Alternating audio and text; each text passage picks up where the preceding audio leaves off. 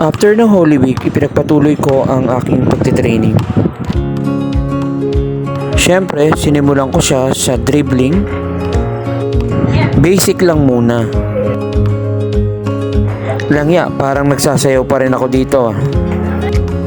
Kasi yan yung natutunan ko kay Flying A Johnny Abarrientos.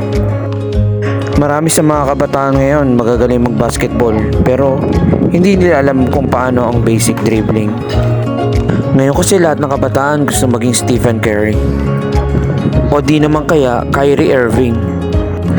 Langya, pagtawid pa lang ng half court gusto maitira na agad. Pero I'm not against Stephen Curry. Sobrang galing kaya nun. Sobrang idol nga yun eh. Pero bago mo gayahin ang galing ni Stephen Curry, kailangan alam mo yung basic. Alam mo bang may science ang basketball? Lalo na sa free throw. Kahit ilang taong kang hindi naglalaro ng basketball, basta alam mo yung shooting form, hindi mawawala yung shooting mo. Sa basketball, hindi lang katawan ang palalakasin mo, pati yung utak mo palakasin mo, para magkaroon ka ng mataas na basketball IQ. Alam mo bang kaya mong i-dominate ang laro kahit hindi ganun kataas ang talon mo, kahit hindi ganun kalaki yung katawan mo, or hindi ka katangkaran. Basta mataas ang basketball IQ mo, kaya mong i-dominate ang game.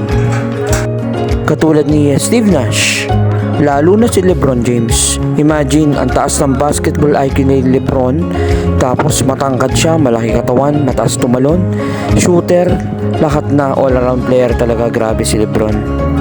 Sa PBA naman, katulad ni Johnny Abarrientos, ni Olsen Racela, o kaya ni Hector Calma.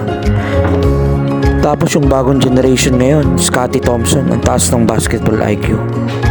Kita nyo naman, kahit hindi umi-score, sa taas ng basketball IQ ni Scottie Thompson, nag-MVP pa siya. Dinominate niya yung laro. Anyways, sino nga ba ang GOAT sa NBA? Si Michael Jordan ba o si LeBron James? Yan ang argumentong sobrang hirap sagutin.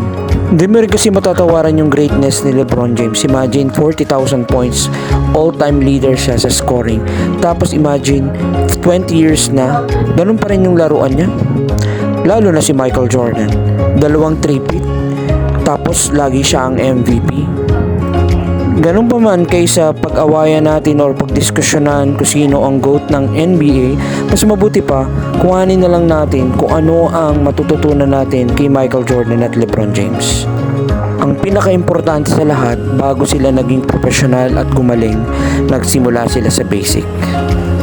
Kaya sa mga aspiring basketball player ngayon, kung minsan parating napoprostrate tayo kasi madalas sumasablay tayo sa mga tira natin at mga pangit ang laro natin, pero ganun talaga.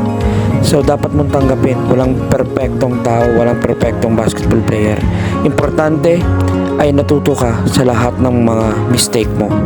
So ilang beses ka mang sumablay ang tira mo, okay lang yan. Ang importante, mag-practice ka, galingan mo sa practice at ipakita mo sa totoong game.